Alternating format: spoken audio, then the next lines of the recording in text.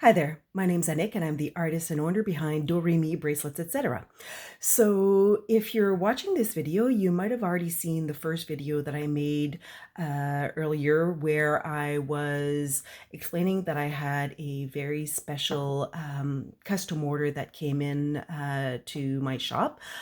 Somebody contacted me and unfortunately a friend of theirs passed away, and they requested that I make a few keepsake bracelets from their friends' guitar strings as ways of keeping the memories of the music and this, wonderful musician that they knew alive. And so in my first video, I explained a little bit about the process around sort of some of the questions that I ask when I do receive some of the strings. And today I'm going to be walking you through actually creating one of the bracelets. So I'm going to turn my camera around so that you can start seeing the process as it happens. So I'll turn it here. Okay, so what happened? So you have here a few of the strings that I received from this customer, and as you'll see, sometimes with guitar strings, you'll have different colored what we call ball ends, which will let us know the type or the size of string from the large E to the small E string. Now we have a few strings here. We're missing the purple and the silver, and this will let us know sort of be able to know that, okay, I have two red ball ends, so these two strings are the same size, or in this case here, if I have two black ball ends, I have two of the same. However, in some cases, the strings will have gold ball ends, or will have all of the same ball ends, and as you can see, these two strings do not obviously have the same size, so they're not the same string. So in a case like this, I really have to go by feel in order to have an idea of what size string that I have, so that if I have two sets of strings that I'm matching up, that I'm not matching strings that are of different sizes. So what I've done is for these this particular situation is I'm using a little bit of a thicker string because I do want this bracelet to have a little bit more of width. And so what I've done in order to save a bit of time is that I've already pre-cut the strings here into the right size. So anybody who works in wood or who works making clothing or making jewelry, the old adage, measure twice, cut once, so, or even sometimes measure 3 times. So you really want to make sure that you have the right size before you start so that the end product has the right size as well. And so what I'm going to do now is I'm going to take this clasp or this end piece here, making sure that all 3 strings are coming up even into the slot. And I also want to make sure, you see how the strings are kind of going every which way here. I really want to make sure that the strings are heading in the same direction, so that, or more so that when I actually end up bending the strings so that it makes bracelet, I'm not going to be fighting with it quite as much. So I really want to respect the grain, if you will, of the guitar string. And then what I'm going to do is simply, again, making sure that everything's in place, is I'm going to come in and I'm going to tighten these flaps here in order to capture, if you will, the strings in this end piece. Now I'm using a set of pliers that do have ridges, because this first piece, or this first part of the process, I want to make sure that I'm able to grasp and grip these pieces. However, I'm going to then follow up with a smoother pair of pliers, because I don't want to damage this end piece here, as I am going to be flattening them and making sure that they're really getting a good grip on those guitar strings, because I don't want any of them to come out. I don't want any of them to slip out.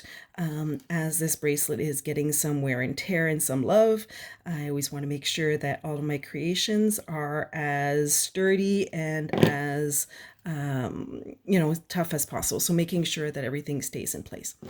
Okay, now this is going to be one of my braided style bracelets, and so then this is actually, if you know how to braid hair, or if you know how to braid string, or if you've ever done any macrame, the idea here is really just making sure that you are braiding. And if you're starting with over under, you want to make sure that you're keeping that same pattern. You want to make sure that you're not dropping any of the strings, and you're trying to make sure also that you have a pretty even tension throughout the braid, so that you have a consistent look throughout the bracelet. And so here we go.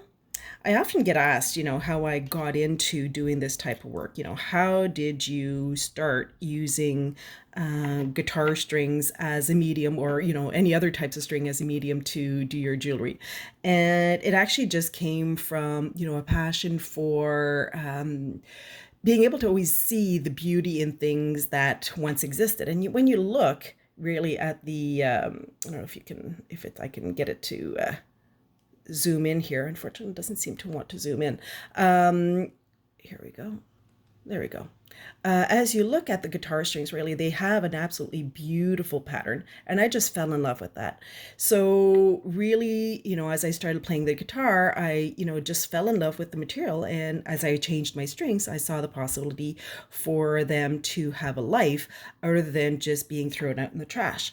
And particularly when we have somebody like this particular customer who lost a friend, right? And whose strings, are connected to so many memories. The idea of throwing those memories out in the trash is just heartbreaking for me.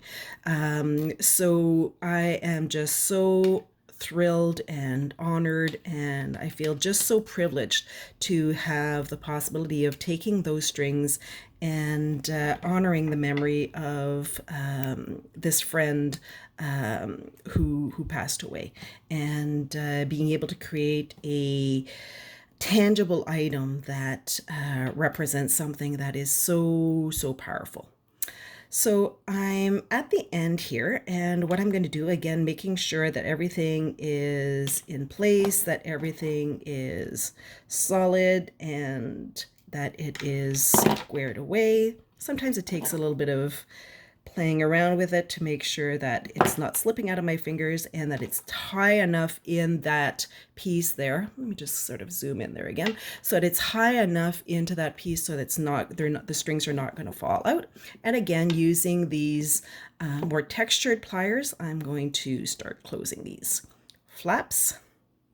Again, not doing it all the way, because I want to make sure that I'm not putting too much force in that first bend, but I'm making sure that I'm getting them all the way down. And then I'm going to finish with a flatter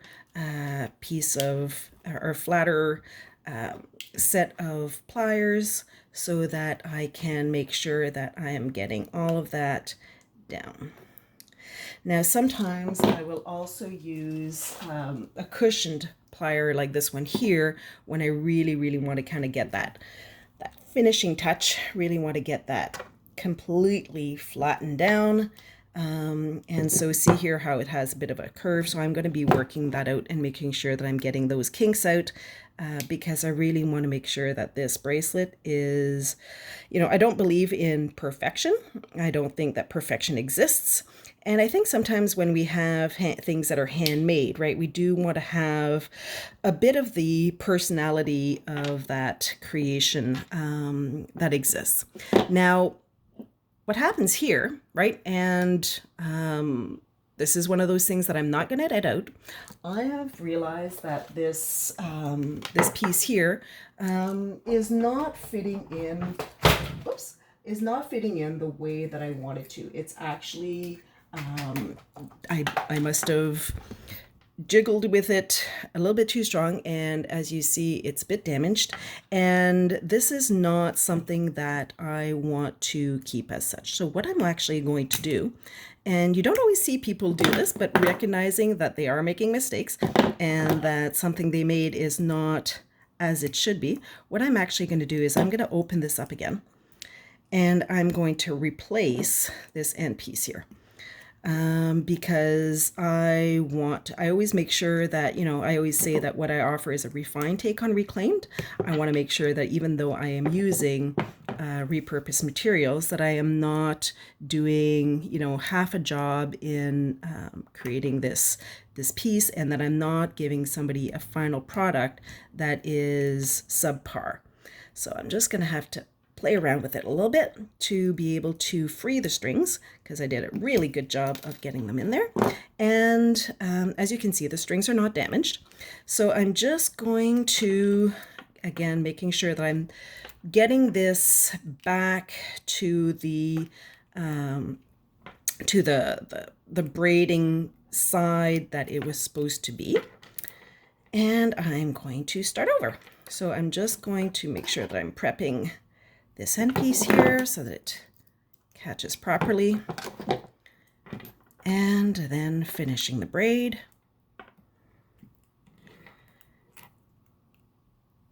Not quite. Sometimes you have to, sometimes that's the thing with strings, right? The guitar strings is they are pretty tough, they are pretty sturdy, they are pretty rigid, and sometimes they have a mind of their own. And so sometimes it's about getting them just right. And so this one's got a bit of a kink in it, so I want to make sure that I'm not letting that there, so that it's fitting properly into its little home here. So again, making sure that those are nice and tight and nice and flat. And again, I'm going to come in and flatten this piece down, making sure that it's flat enough so that then I can get the other side down, and then flattening it down properly. Much better, much better. And then finishing it with this piece here, really giving it a good squeeze, but with the cushioning, it's allowing me to have that that extra strength in there without damaging the guitar strings, or without, actually not the guitar strings, but without damaging the hardware that's going to be keeping the guitar strings in place. Okay, so now we have both end pieces in, and what I'm going to do is I am going to simply, I'm just going to back this up a little bit so you can see a bit more of what I'm doing. So I'm just going to, because I had them all in the same direction, right? They are not, the bracelet isn't, see how it's sort of being symmetrical. If I hadn't done that work ahead of time of getting those strings to face in the same direction before I sort of slip them into that hardware, I would be having a bit of a harder time getting these two ends to be in as symmetrical a direction, right? I don't want one piece to be heading this way and the other one. I really want those two ends to be, symmetrical, so that the bracelet falls properly once we have it on our wrists. And so, yeah, a lot of people ask me, like, how do you get the guitar strings to stay in place? Well, it's like children, you have to tell them. But seriously, it's a lot of, once the guitar strings, even though they do have some flexibility, right? Like they do have some flex, once you bend them, they do tend to keep their shape. It's, again, just such a fabulous material to work with. And so now what I'm going to do is I'm going to come in and I'm going to add these little hoops. Little tip, I'm going to move this forward again, is so as you see, right, there is an opening, and some people will try to open, I'll do it with this here. So some people, let's say this is my hoop here.